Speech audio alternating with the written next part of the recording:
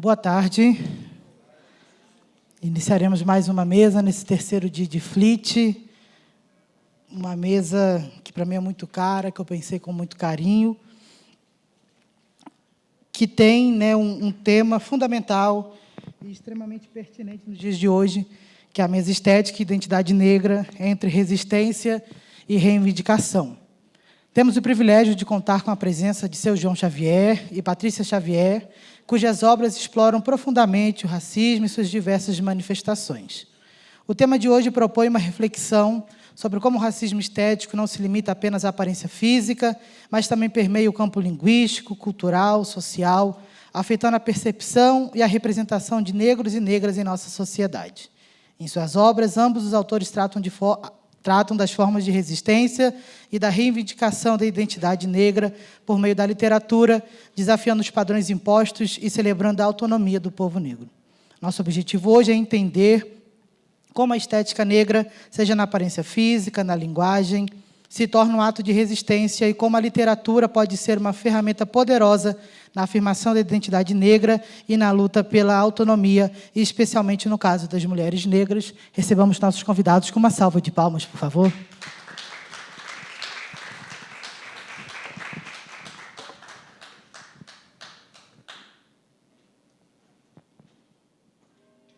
à vontade.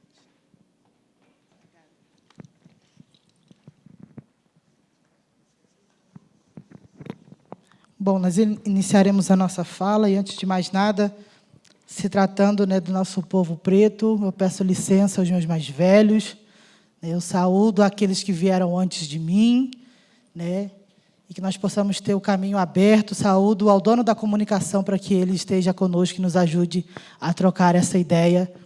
E eu quero pedir, né, para que, primeiramente, os autores, né, se apresentem. Estamos numa mesa de autores independentes, em um tema importante, então que vocês possam, né, se apresentar e falar um pouquinho, né, do livro. O livro do seu João é O Racismo Estético, o livro da Patrícia é Céu Azul é Tempestade. Então, que vocês falem um pouquinho do livro, de como foi a construção, né, a temática central, e daí a gente vai seguindo a nossa troca nessa mesa. Então, fiquem à vontade. Boa tarde, gente. Alô, alô? Pode? Obrigada, é um prazer estar aqui, eu estou muito emocionada. Eu já avisei o Igor que eu posso chorar, eventualmente. Eu sou Patrícia Xavier, sou de São Paulo, trabalho como jornalista. No ano passado, na Flip, eu lancei o meu primeiro livro, Céu Azul é Tempestade. E eu dei uma entrevista recente falando do livro, e quando a gente fala em entrevista, a gente depois vai se dar conta do que foi saindo, né? E aí me perguntaram por que você, como é que foi o início, a escrita desse livro. E aí eu disse que eu estou escrevendo Céu Azul é Tempestade há muitas décadas.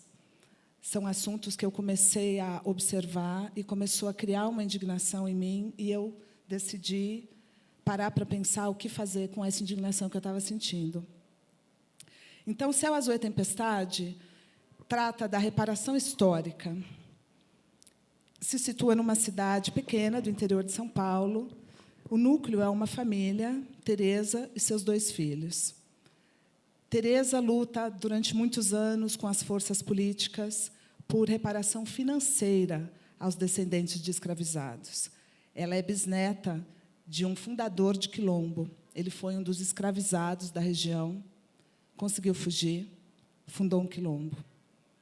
E essa luta é por ele, é por ela, por toda a população quilombola, que é muito próxima dela, e da comunidade do Jongo também, onde ela se conecta com esse bisavô e preserva essa história de luta.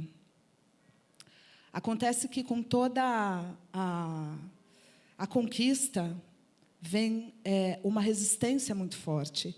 E Tereza, a família, os quilombolas têm que lidar com isso. O poder local, que é composto pelos fazendeiros, eles pensam o seguinte: tá bom, depois do dinheiro, esse povo vai querer o quê? E aí, numa noite, uma madrugada, Tereza recebe uma ameaça na casa dela. Como ela vai ser a primeira da cidade a receber esse dinheiro, o que se pensa? Se eu parar por aqui essa história, isso morre, como a gente vê acontecer, né? Vamos impedir esse avanço. E, na ameaça, é uma pedra que é jogada na janela da casa dela. Tem um bilhete. E esse bilhete diz: se você aceitar o dinheiro da reparação, seus filhos vão morrer. Então, a Teresa tem que saber como continuar nessa luta, saber como honrar esse bisavô e toda a história, e todos os quilombolas, e esse povo do jongo que segue com ela. Ao mesmo tempo, como lidar com mais essa violência, com esse medo de perder os filhos. Então, esse é o ponto de partida de Céu Azul é Tempestade, que é uma proposta para um diálogo, que é o que a gente vai fazer aqui. Obrigada. Boa tarde, gente. Tudo bem com vocês? Felizes com a Flit? Eu estou super feliz de estar aqui. Eu me chamo Seu João, e sim, esse é o meu nome, lá na carteira de identidade, na certidão de nascimento, Seu João Xavier. E, apesar do sobrenome ser o mesmo da Patrícia, foi uma grata surpresa termos a família Xavier em peso aqui, né? Os meus, os seus, está todo mundo feliz. Nos Xavier, a família, os nossos ancestrais estão todos felizes. Eu sou professor do Cefet-MG, eu sou linguista e sou sociólogo, estudei letras lá na UFMG, fiz um mestrado em linguística aplicada, depois do Cefet eu fiz meu doutorado em estudos de linguagens, e quando eu estava terminando o doutorado, teve um concurso, e por lá mesmo eu fiquei. Fui aprovado e trabalho lá hoje no Deutec. E eu sou o único professor negro no meu departamento.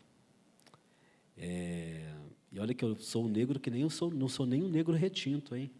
Eu sou um negro aqui que estou misturado com indígena, eu sou um afro-indígena.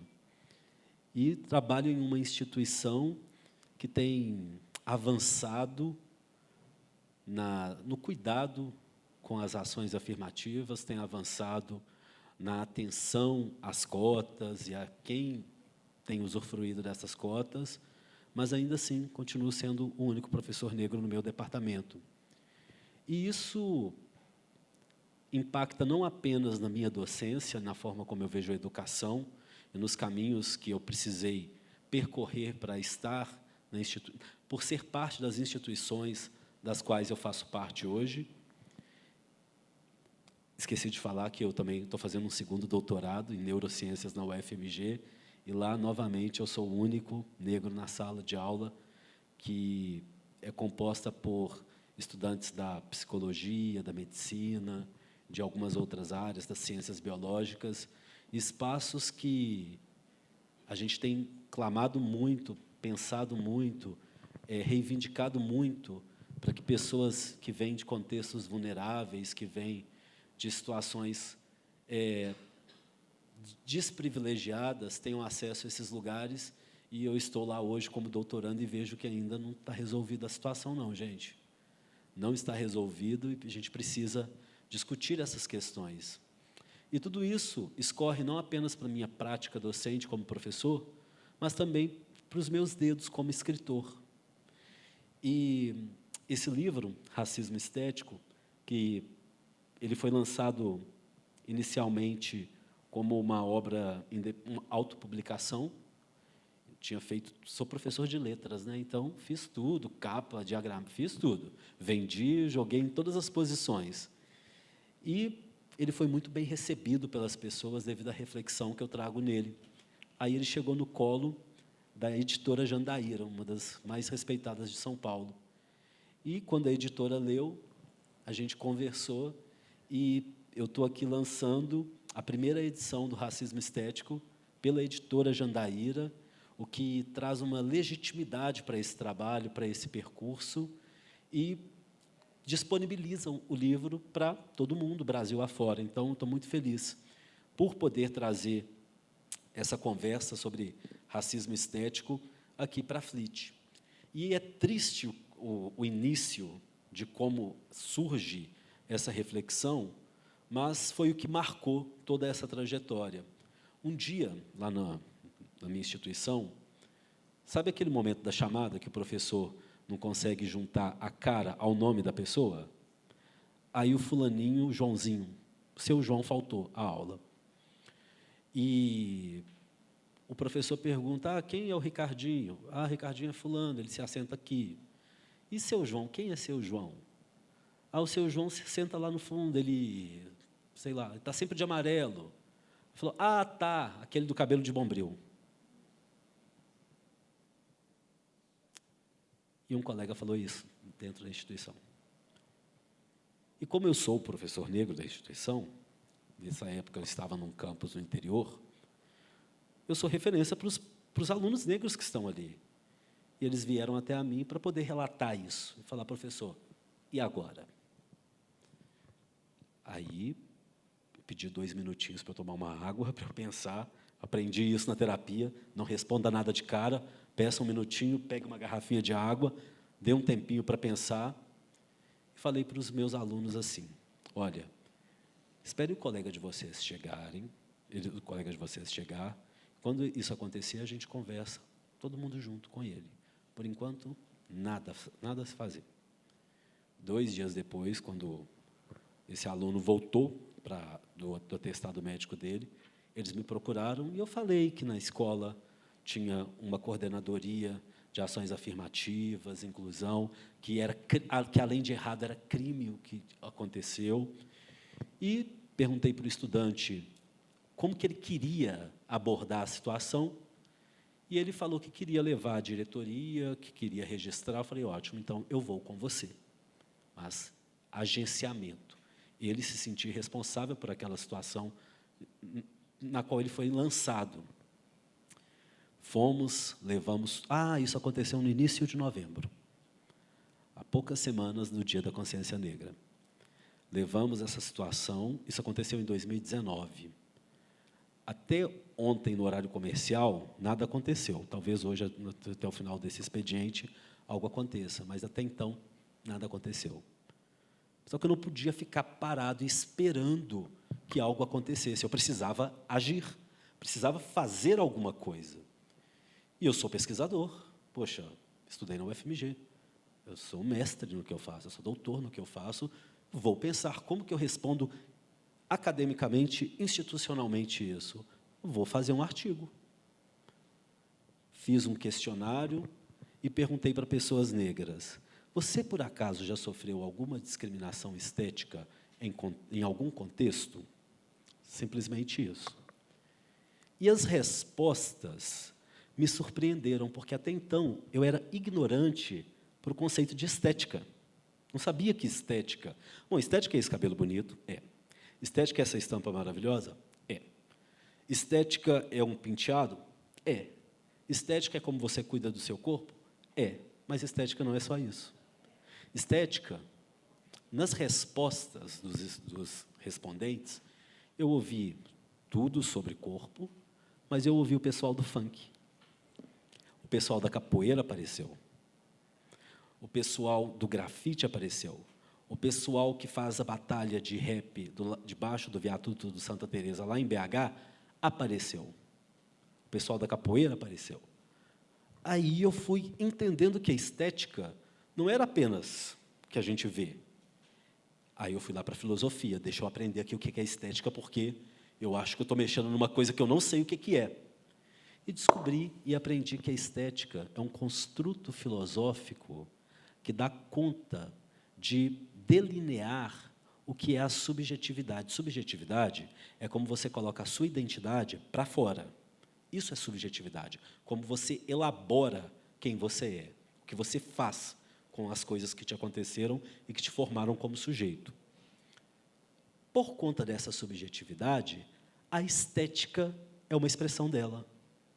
Então, todas essas áreas fazem parte da estética.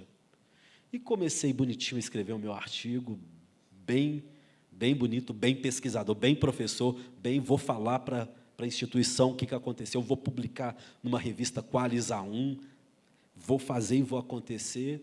E, quando eu assustei, meu artigo estava com 80 páginas. Claro, tinha recebido 500 respostas, 500 e poucas respostas. Falei, não vou diminuir meu artigo para ele caber em revista nenhuma. E expandi esse artigo. e fui contando as histórias, dividi em sessões, que se tornaram capítulo, e aí nasceu Racismo Estético. Naquele primeiro momento, o nome do livro era Racismo Estético, Decolonizando Corpos Negros, porque eu tinha um capítulo sobre cabelo, um capítulo sobre pele, um capítulo, tenho, né, um capítulo sobre cabelo, sobre pele, sobre música, sobre arquitetura. Tem coisa mais estética que arquitetura? Se eu colocar a foto de 10 cidades históricas para vocês e perguntar qual é Tiradentes, vocês vão apontar qual que é Tiradentes. Qual que é Ouro Preto? Qual que é Olinda? Uma favela que é no Brasil. A arquitetura é estética. As cidades se organizam esteticamente. Para quem conhece a arquitetura europeia, os prédios franceses com aqueles telhados pretos, a gente identifica as coisas. E tudo isso apareceu ali nos capítulos, a música, a arquitetura, a pele, o cabelo, os traços fenotípicos. E eu fui fazendo essa discussão para poder permitir, como uma plataforma, que as vozes que me responderam, que elas, sim, tinham sofrido discriminações estéticas, elas precisavam ecoar. E, na primeira versão do livro, ele era Decolonizando Corpos Negros, e foi publicado em 2020, né? Eu ainda esperei um ano para a instituição ver o que faria com o caso do professor que chamou o aluno de cabelo de bombril. Em 2020, eu publiquei o livro, e foi, assim, incrível. Fui convidado para dar palestra, para conversar com pessoas em 52 universidades federais e institutos federais no Brasil. Foi bem legal. Mas eu fiquei cansado. Falei, nossa, acho que eu preciso refletir mais. E fui lendo outras coisas, lendo outros autores, e, ano passado, a Academia Mineira de Letras permitiu, e a gente fez o lançamento do Racismo Estético Decolonizando Mentes, porque a minha mente já estava bem mais amadurecida. Ano passado, a gente lançou e conversamos com a Jandaíra logo em seguida, e saiu a nova edição do livro, Decolonizando Mentes, porque as reflexões do ano passado elas continuam aqui vivas e latentes, mas também decolonizando práticas educativas. Eu falei com tanta gente em tanto lugar.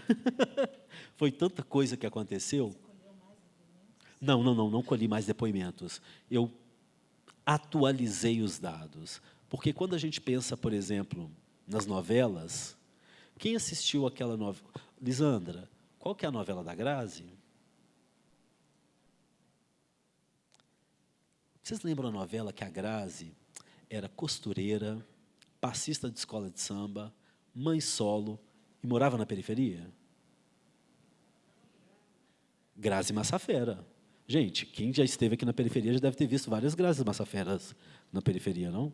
Loura, alta, olhos azuis ou verde. É a cara da passista costureira. Quem nunca levou uma roupa para uma Grazi Massafera costurar, gente? Pois é. Quando a gente pensa na escolha de personagens, alguém assistiu o filme da Harriet Tubman, na Netflix? O filme se chama Harriet, que ela é uma escravizada que consegue fugir e retorna para resgatar aqueles que ainda estão escravizados. Para fazer o papel de Harriet, eles cotaram, no primeiro momento, Julia Roberts. Poxa, qual é a mensagem que fica aí posta para nós? Quais são as escolhas estéticas que são feitas? Aquilo que você acha bonito, aquilo que você acha admirável, foi escolhido por você? Ou você vem seguindo um modelo eurocêntrico, de apreciação da beleza, até mesmo que é belo, né? Quem decidiu o que é belo? Qual que é a diferença de uma música bela para uma camisa bela, e para uma casa bela, e para uma atitude bonita? Quem está decidindo é isso? Qual que é o conceito? Quais são as sutilezas que estão nessas escolhas? E tudo isso eu venho trazendo essa discussão, que eu imagino, eu já estou falando demais nessa introdução, né? Mas eu imagino que são muitas coisas, muitos ângulos por meio dos quais a gente pode olhar, e a literatura, que também é uma coisa muito importante. Eu vou falar sobre isso, sobre o racismo estético na literatura, quando o Igor perguntar. Perfeito. Patrícia, eu queria que você falasse um pouquinho sobre a pressão, né, a existência ou não de uma pressão. Você, enquanto... Nós sabemos que, para as mulheres, já é difícil erguer uma voz, né, ter um espaço é difícil. Para uma mulher negra, que está ali na pirâmide abaixo, né, e aqui a gente não está falando, não está competindo quem sofre mais e quem não sofre, mas a gente sabe que a mulher preta está abaixo da mulher branca nessa pirâmide. Aí é um pouco mais difícil. Falando de uma questão de uma reparação financeira, mais ainda. Como é que foi conseguir se reorganizar mentalmente, né, e ter esse espaço para falar sobre esse tema que é tão delicado nesse lugar que a mulher preta ocupa nessa pirâmide social? Foi uma construção de muitos anos, né? Porque na minha família, os meus pais não tiveram oportunidade de ir para a faculdade e tudo mais, e sempre entenderam a importância da educação. E eu e os meus irmãos, a gente teve a oportunidade de poder estudar. Ninguém precisou largar a escola para trabalhar, né, para ajudar a família.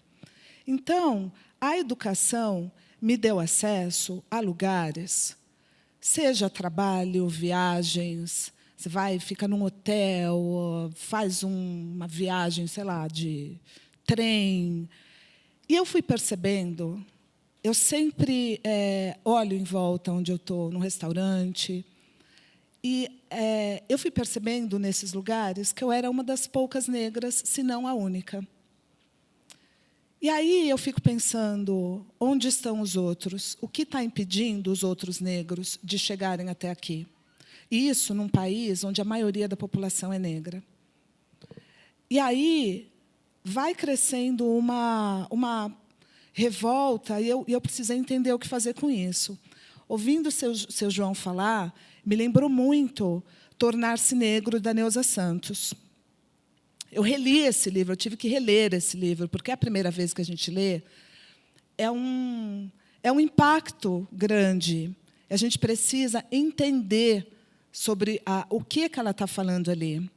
Porque não se fala sobre a saúde mental do negro, não se fala sobre como ouvir uma coisa dessas sobre o cabelo, sobre o corpo, sobre a nossa capacidade.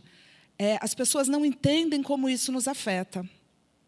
E os depoimentos que ela colhe no livro são assustadores. E eu comecei a perceber isso à minha volta e como isso é comum. Há alguns anos, quando eu cortei o meu cabelo, fiz o Big Shop para tirar toda a parte alisada, porque eu também fui me tornando negra com os anos, entendendo e me tornando negra, eu ouvi: nossa, que bom que não ficou armado. Eu ouvi: nossa, mas era melhor antes. E aí eu fico pensando, o que dá o direito a essas pessoas a falar do meu cabelo? Então, foi juntando muito da minha percepção, muito da minha história de vida, das conversas de família. Aqui no livro tem um personagem, o Nelson do Quilombo, que ele é a soma de muita gente da minha família, que ele reúne a família para tomar café e contar histórias. Eu passava tardes ouvindo a minha madrinha contando histórias de vida, de trabalho nas fazendas, comendo bolinho de chuva e tomando café. Então, foi um resgate muito grande escrever essa história, e foi um entendimento muito grande de onde estamos e o que precisa mudar. E eu fui lendo também muitas reportagens sobre reparação histórica.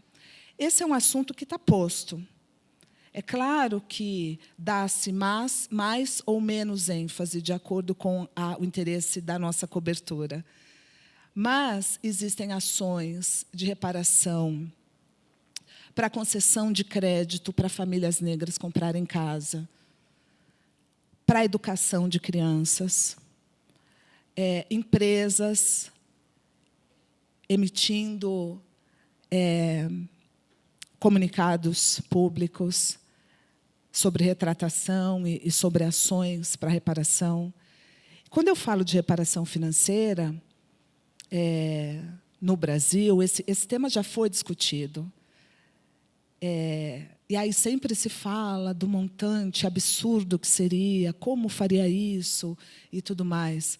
E, ao longo do tempo, nós temos conquistas muito importantes. A gente não pode esquecer que as cotas nas universidades são uma maneira de reparação. Nós temos o número de vagas em concursos públicos. Nós temos empresas, a iniciativa privada, fazendo seleções de candidatos especificamente negros, indígenas. Então, o que eu proponho é que a gente continue esse debate, não deixe esfriar e conquiste cada vez mais. Por que eu falo de reparação financeira? Porque a reparação financeira é um salto. Essas pessoas do meu livro, elas têm sonhos. Elas têm sonhos que elas querem realizar, e esse sonho foi negado. Elas foram impedidas de avançar. Então, eu falei, eu vou falar sobre isso e vamos ver os comentários. Então, o que eu ouço nossa, é uma discussão muito importante. Eu nunca tinha parado para pensar nisso. E isso é incrível, isso é muito interessante. Se eu faço uma pessoa parar para pensar, já é maravilhoso, porque, a partir disso, ela pode mudar a visão de mundo sobre diferentes aspectos. Como é que eu trato aquela pessoa negra? Eu falo da aparência dela ou não? Eu chamo para uma entrevista ou não? Então, assim, é maravilhoso o que as pessoas me dizem sobre Céu Azul é Tempestade, porque, primeiro, é um chamado à reflexão. Quero que as pessoas pensem, porque aí, pensando e entrando na vida desses personagens, e aí como a literatura é maravilhosa para isso, porque você chega, você senta, você toma café, você entra na casa da pessoa, vê o que ela está passando, sente compaixão ou não, e aí você para pensar, nossa, mas isso é justo? É justo pagar um dinheiro para descendentes de pessoas que foram escravizadas? A Tereza, que é a personagem do livro, quando ela está nessa luta com o Nilcinho, que é o prefeito, ela fala o seguinte, que eu acho que é muito representativo dessa história. Nilcinho, quem ficou com o dinheiro do trabalho dessa gente? Cadê o dinheiro?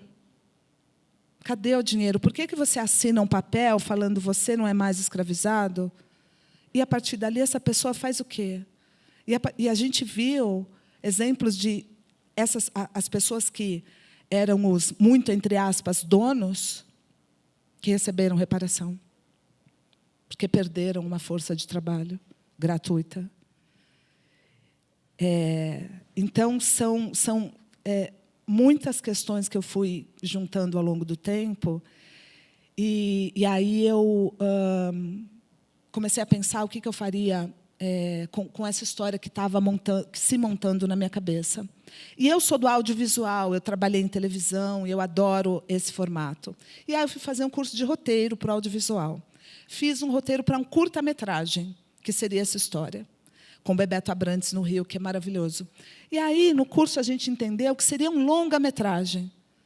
Patrícia, você tem muita coisa para falar aqui, não cabe num curta.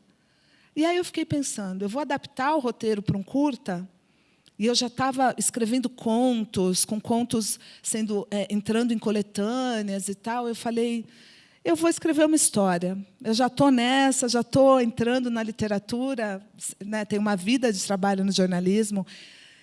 E aí eu resolvi escrever Céu Azul é Tempestade.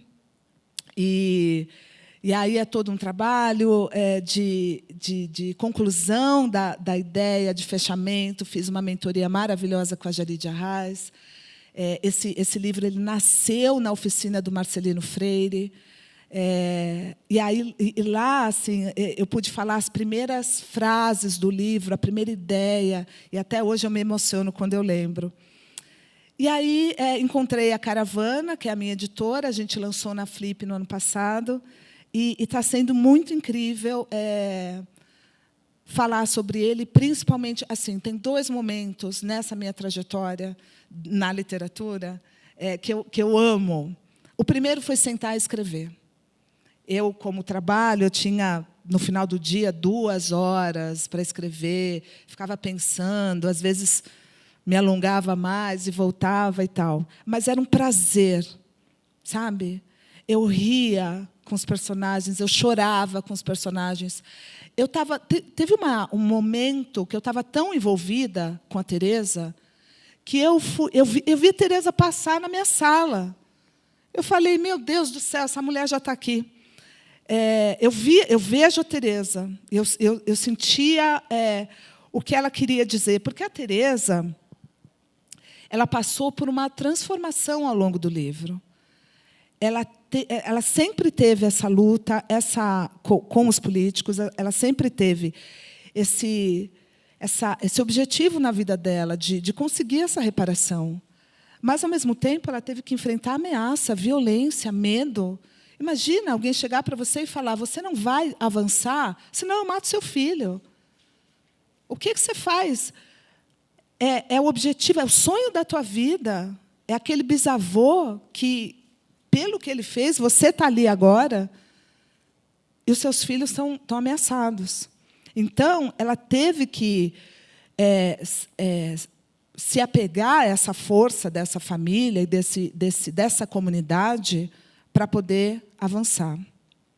E aí eu só queria ler rapidamente uma parte que eu acho que casa muito com o que o seu João falou, dessa questão estética, e também juntando muito do que eu li em Tornar-se Negro e do que ficou comigo até hoje.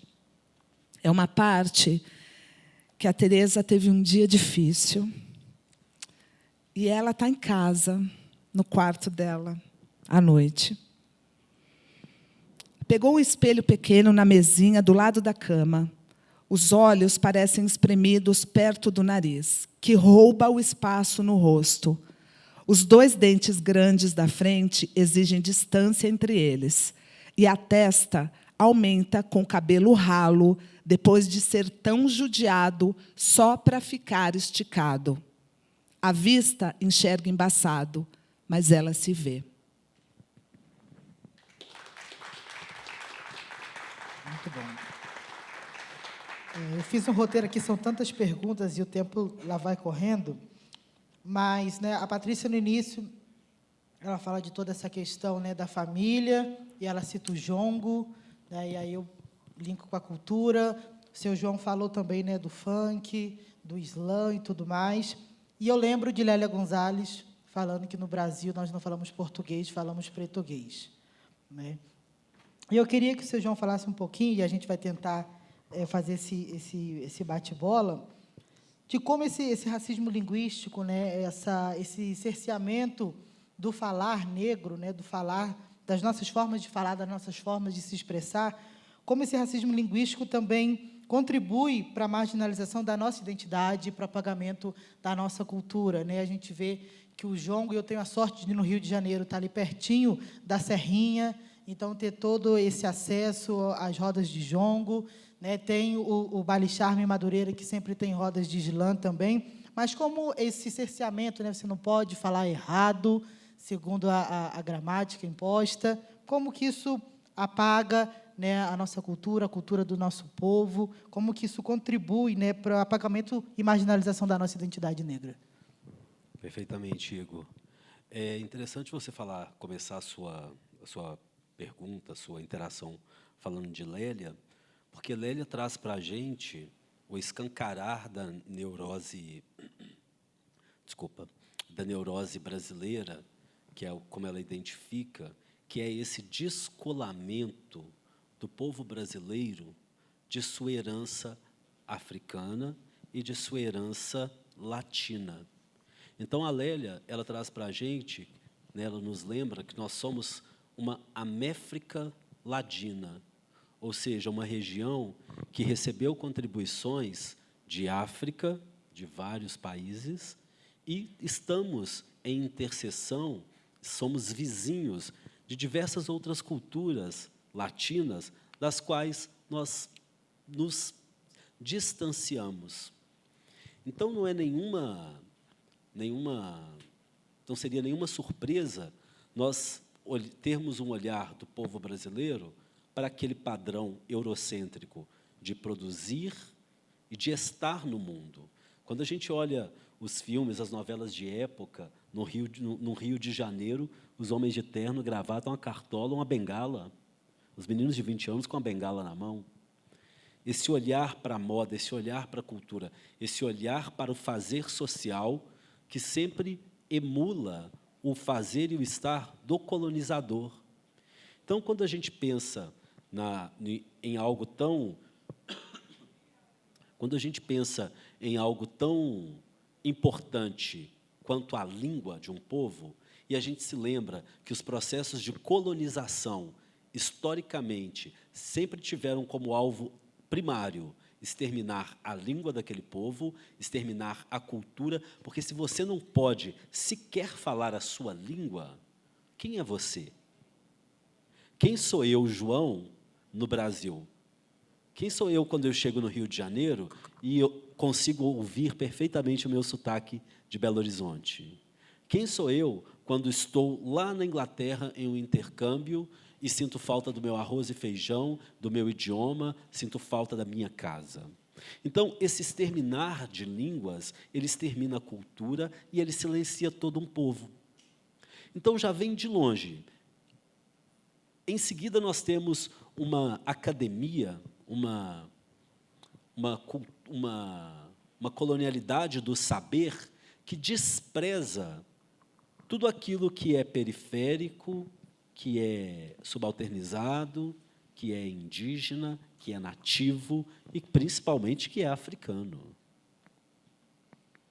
Uma academia, eu estudei letras na UFMG, como eu já mencionei, e, embora seja uma das faculdades de letras mais importantes do Brasil, eu jamais li um texto sequer da primeira romancista negra brasileira a publicar um romance em 1856, num país escravocrata e cumprindo todas as categorias da escola romântica.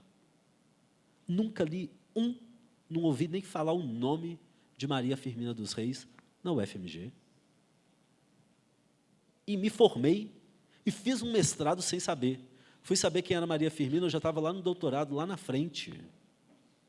Já era professor. E fui me letrar com relação a isso. Então, esse apagamento, esse silenciamento de culturas, ele, sem dúvida, passa pela língua. É um assunto muito complexo, tem o livro de um amigo meu, Gabriel Nascimento, lá da UFBA, ele traz o termo, ele discute o termo racismo linguístico e mostra como as influências na prosódia, a prosódia é a musiquinha do nosso idioma, como a prosódia do português brasileiro, que é completamente diferente do português de Portugal, ela sofre influência, a gente tem que tomar até cuidado com o campo semântico das palavras. Ela acolhe influências de diversas línguas africanas, e como isso molda como falamos.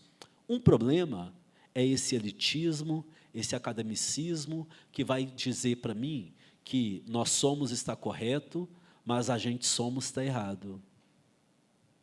Espera aí, sociolinguisticamente cumpre a função. A gente, nós sabemos quantas pessoas são, é eu e mais alguém, somos, está conjugando, que é mais de uma pessoa, somos, está comunicando, sociolinguisticamente a gente não tem nenhum problema. Normativamente, nós temos uma gramática que fala outra coisa, que sugere outra coisa. Mas e quando essa língua impede as pessoas de ascender? De fazer uma prova do Enem e não conseguir fazer uma redação, não conseguir dissertar algo, não conseguir, em um país em que nós temos, muitas já devem ter morrido, mas nós tínhamos 1020 línguas nativas do Brasil. Então, esse racismo linguístico, ele é uma... Eu ouvi uma pessoa falando bobagem na internet outro dia, falando que a gente cria termos demais. Não são termos demais. Nós estamos identificando cada possibilidade na sociedade em que ações racistas acontecem. E se nós não identificarmos e chamarmos pelo que são, nós não vamos conseguir políticas públicas que possam viabilizar para que elas sejam combatidas. Se eu não chamar de feminicídio o crime de um homem matar uma mulher pela condição de vulnerabilidade da mulher ou pelo gênero, se eu não chamar isso pelo que é, eu não consigo políticas públicas que te protejam, mulheres. Não consigo. Eu preciso falar para o homem, homem, pare de matar a mulher. É feminicídio. Entende? Então, quando nós chamamos de racismo linguístico e trazemos o foco para a linguagem, a colonialidade, ela passa por tudo isso. Ela passa pela forma que pensamos, ela passa pelas relações de poder que regem a nossa sociedade, e ela passa pelo saber. Colonialidade do ser, quem pode ser, quem pode existir, a lágrima de quem que tem valor. Quando um filho de uma mãe, quando um filho morre e essa mãe chora, quando essa mulher é branca, é atriz, é poderosa, isso sai em todo lugar. Mas a mãe que estava com o filho dentro de casa e a bala perdida entrou pela janela e matou, e essa mulher preta não consegue sequer se expressar do que aconteceu, isso não tem tanto valor. Não é uma fala minha isso. Eu estou apenas repetindo o que uma pesquisadora americana constatou. O peso da lágrima preta não tem valor. Então, entender a colonialidade, entender o racismo linguístico, entender o racismo estético, entender o racismo epistêmico, as pesquisas negras que são desprezadas. Vocês sabiam que um médico nigeriano, ele operou um bebê, um feto, um bebê, dentro da mãe, fez uma cirurgia corretiva dentro do útero, e a criança já está aí andando, correndo para todo lado. Isso não foi noticiado em lugar nenhum. Sabe? Isso é racismo epistêmico. Quando a gente não valoriza as produções, quando a gente discrimina, a gente não está criando firulas. Nós estamos identificando várias frestas pela sociedade por meio das quais a discriminação chega. E é isso que a gente quer combater. Quanto mais a gente se letra racialmente, mais a gente consegue combater as desigualdades, as injustiças e criar um mundo melhor do que era ontem, e pode ser melhor. Não está resolvido as coisas. Atualmente, como doutorando na UFMG, eu vi que não está resolvido mesmo a questão, sabe? Então, não é algo que vai ser num passe de mágica, não é da noite para o dia, exige esforço, exige empenho, exige a colaboração de vocês, pessoas brancas, exige a força de vocês, pessoas pretas, a nossa força, existe resistência, exige tudo isso de nós. Do contrário, a gente não vai conseguir avançar. Sim. A hora está indo embora, eu quero fazer uma última pergunta para a gente passar para o público, né? A nossa mesa começou ali por volta de 12h10, então vou levar até 1h10 para a gente conseguir. E aí, bem rapidinho, a gente joga para as perguntas, e quando a gente passar para as perguntas, eu peço para que sejam objetivos, né? Para que a gente consiga fazer as perguntas e ter as respostas direitinho. Quero falar um pouco sobre a literatura e a reivindicação da literatura. Eu lembro de Conceição Evaristo falando que a escrita não é para acalentar, para fazer carinho na casa grande, mas sim para dar medo, né? Seria mais ou menos assim, para incomodá-los. Exatamente, incomodá-los em seus sonos profundos. Eu não queria nichar, por exemplo, falando de literatura negra, mas eu queria saber como a literatura de Seu João Xavier e como a literatura de Patrícia Xavier pode contribuir, visa contribuir para desconstruir esses padrões de beleza, de linguagem, padrões sociais e econômicos, e como essa escrita de vocês pode trazer algo de inovador para uma nova estética, linguística, para uma nova realidade econômica, principalmente de mulheres que sustentam, né, esse país nas costas, que geralmente mulheres pretas que são mães solos, que trabalham de dia e faz mais um extra à noite para que os filhos tenham o que comer, tenham um estudo. Como a literatura de cada um de vocês pode contribuir, o que arde no coração de vocês para que a gente consiga mudar isso, né? E não é ser utópico quando a gente fala em mudar, mas se a gente se acomoda, a gente nunca vai conseguir. Então, por onde a literatura de vocês visa entrar, achar brechas para mudar um pouco essa situação? Eu, quando pensei em escrever um livro, eu tenho várias ideias, já tenho ideia para um outro livro, escrevi vários contos, mas o que eu senti muito profundamente é que eu não poderia falar sobre outro assunto, porque isso me afeta a vida desse país. Essa questão de nos impedir de sermos nós. Então, o que eu acho é que, para as pessoas negras que vão ler Céu Azul e Tempestade, principalmente mulheres, eu quero que elas tenham força. Eu quero que elas saibam que elas podem, como a Teresa pode, enfrentar essa violência, mais uma violência, para ter o que é de direito. E para as pessoas que não são negras, que vão ler, eu quero que elas parem para pensar nesse Brasil e o que elas podem fazer para mudar essa situação. Porque, se a gente diminui a desigualdade, é benefício para todos, não só para uma parte. E aí eu queria, já encerrando, antes das perguntas, agradecer demais, em nome de Teresa e de toda essa comunidade do Jongo e do Quilombo, e contar uma cena rápida para vocês no final do livro, mais no finalzinho, quando Teresa está se preparando para a cerimônia na prefeitura, onde, finalmente, ela vai finalizar essa história da reparação.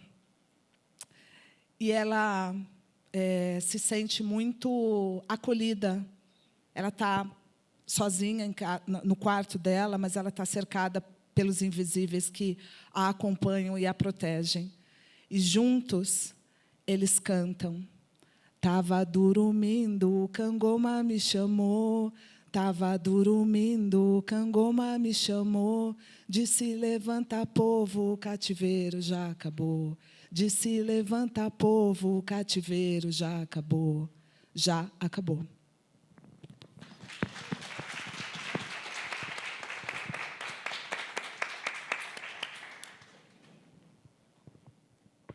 Achei essa pergunta ótima, Igor.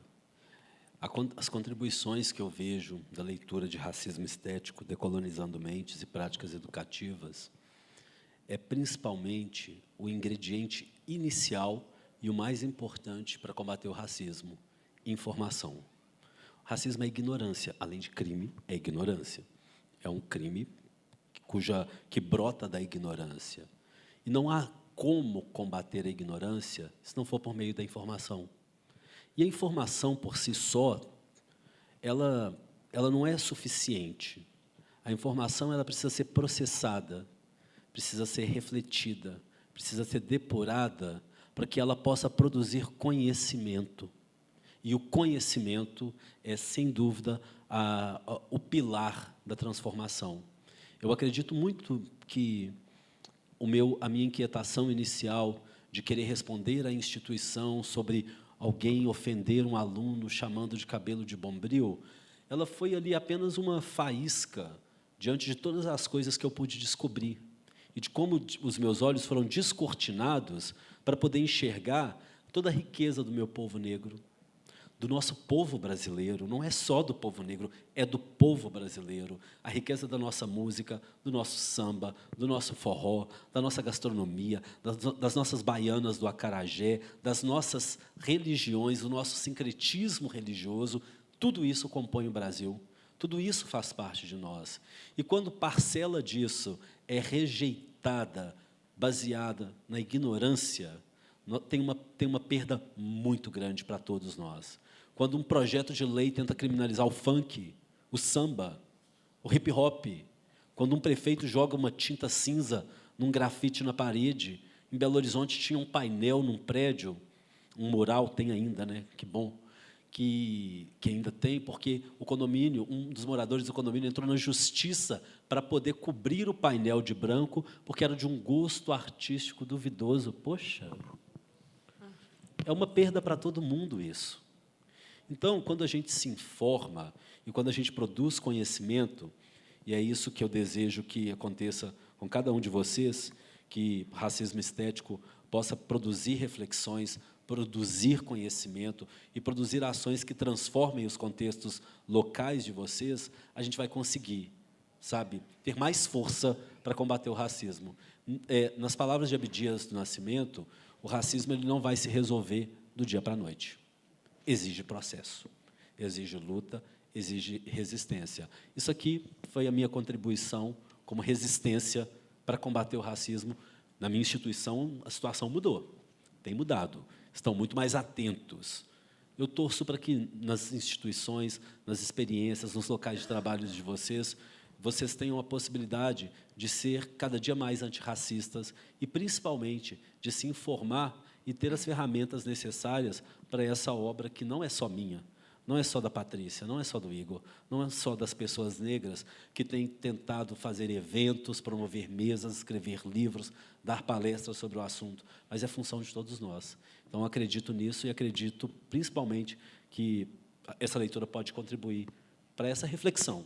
Quem sabe você não escreve aí um livro, um artigo sobre o seu próprio contexto e, né, fazendo a roda girar cada vez mais. Obrigado, gente. Obrigada. Vamos bem rapidinho para perguntas. Peço que sejam objetivos. O nosso horário já está bem apertado, então peço que as perguntas sejam breves, que as respostas também sejam rapidinhas, e a gente segue o papo lá em cima. Meu nome é Marli, eu sou de Belo Horizonte, sou professora aposentada e contadora de história. E me interessa muito a literatura de Conceição Evaristo e, principalmente, de Carolina Maria de Jesus. E aí, Conceição Evaristo, ela diz que ela teve que colocar num personagem dela a frase: combinamos de não morrer. A gente combinamos de não morrer, né? E quando a Companhia das Letras foi editar os livros de Carolina, Quasa de Alvenaria, O Escravo e ela Conceição, a filha de Carolina, a Vera Eunice, e mais várias pessoas que pesquisam, né? Mulheres negras que pesquisam, eles formaram a auditoria, aquele conjunto que eu tenho o nome para editar. Elas resolveram, né? E principalmente Conceição defendeu muito a questão de registrar em todo o livro da Carolina Maria de Jesus a escrita do português não na linguagem culta. E isso foi uma grande polêmica. Eu queria perguntar para os dois se eles sim, conhecem toda a obra de Carolina Maria de Jesus e, principalmente, o seu João, se ele, nas aulas dele, lá no Cefet, né, se ele... Porque a gente foi conversar com os estudantes que estavam aqui na outra, e eu e Madu fomos falar sobre Carolina Maria de Jesus, nenhum deles sabiam, né, quem né, sabiam que a maior escritora negra que a obra dela é conhecida em 94 países, mais de 10 idiomas, mas aqui no Brasil ninguém conhece Carolina Maria de Jesus. Ninguém, assim, é uma coisa, né? Poucas pessoas. Eu acho que isso tem muito a ver com a questão do apagamento, né, na literatura. Quando o seu João traz Maria Firmina dos Reis, que escreveu Úrsula, ela ficou nos cantos até a década de 60, 70, quando ela foi resgatada. E a obra dela é tão importante, porque, quando você lê Úrsula, ela resgata a humanidade dessa pessoa negra. Esse escravizado negro, ele não é um animal sem alma que se justificaria ser escravizado. Ele tem sentimentos. E até as pessoas brancas na história o admiram, porque ele é honesto, ele é nobre. Então, eu acho que, assim, leio Carolina, leio Conceição, e eu acho que como o seu João diz, é um trabalho contínuo. A gente precisa levar essas mulheres, essas escritoras e escritores negros para as pessoas conhecerem, porque a gente tem uma vasta produção que é apagada intencionalmente. Bom, meu nome é Mariana, vou tentar ser o mais breve possível. Então, o contexto é o documentário Menino 23, eu assisti ele esses dias, não conhecia. E, no documentário, o historiador fala que existem duas formas de lidar com o indesejável, que é a eliminação e a institucionalização. Só que, entre esses dois lados opostos, a gente tem um limbo no meio, que é, se a gente elimina, problema gigante, e se a gente institucionaliza, também é um problema gigante, porque a gente sei lá, a gente pula essa etapa de identificação, de caracterização, de dar nome. Como que a gente lida com esse meio do caminho? Porque, né, essas duas coisas não são possíveis, né? Não são justas. Então, como que a gente lida esse meio do caminho? Com relação a quê? Eu não entendi, desculpe. Como que a gente conscientiza sobre eliminação e como que a gente conscientiza dentro da institucionalização? Porque quando você institucionaliza, você entra num cânone que cai no que ela falou. Ninguém conhece nada.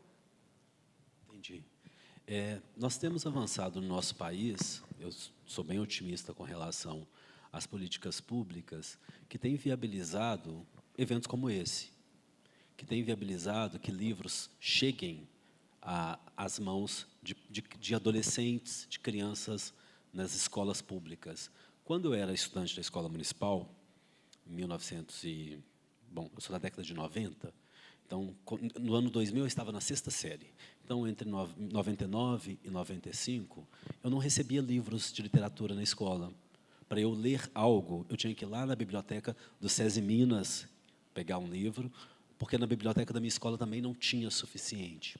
Então, nós temos avançado em políticas públicas que têm suprido algumas demandas, não todas.